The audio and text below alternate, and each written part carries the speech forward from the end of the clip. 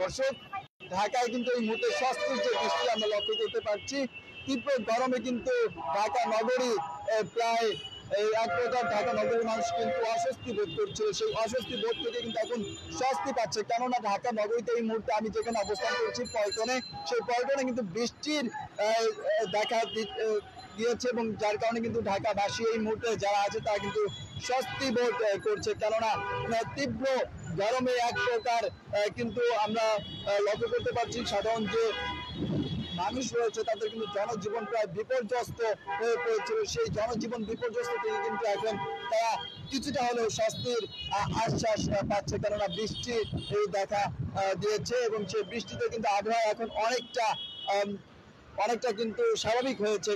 আমরা অন্যান্য সময় যেমনটা দেখতে পেয়েছি প্রায় 30 মিনিট আগেও কিন্তু তীব্র গরম ছিল, গরম অনুভব করতে হয়েছিল। এখন কিন্তু একদম আবহাওয়া ঠান্ডা এবং যার কারণে কিন্তু ঢাকাবাসী কিন্তু এই মুহূর্তে স্বস্তিতে তাদের যে চলাফেরা সেটা করতে পারছে।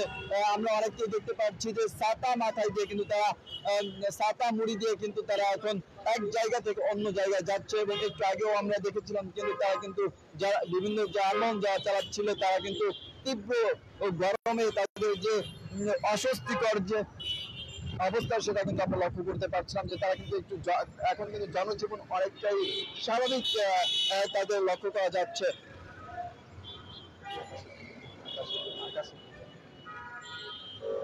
দর্শক, আমরা আপনাদেরকে যদি একটু আকাশের দিকে দেখাতে চাই, আপনারা যদি একটু দেখেন যে আকাশে কিন্তু মেঘ মুক্ত একটি আকাশ আমরা একটু আগে লক্ষ্য করলে এখন কিন্তু আমরা মেঘ যুক্ত একটি আকাশ দেখতে পাচ্ছি।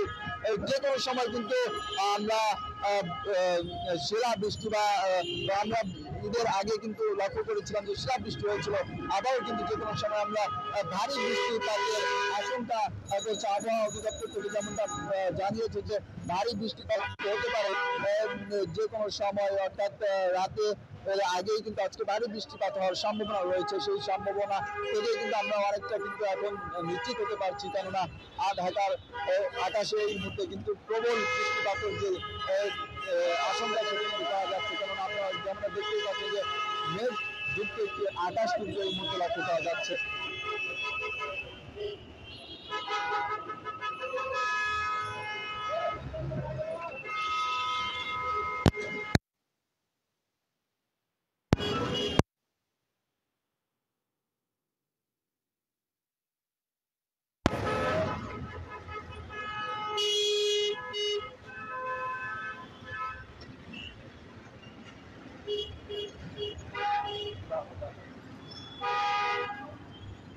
দর্শক, এতক্ষণ আমি আপনাদের সঙ্গে যুক্ত ছিলাম মোহাম্মদ ফয়সাল আহমেদ, দৈনিক দেশের কণ্ঠ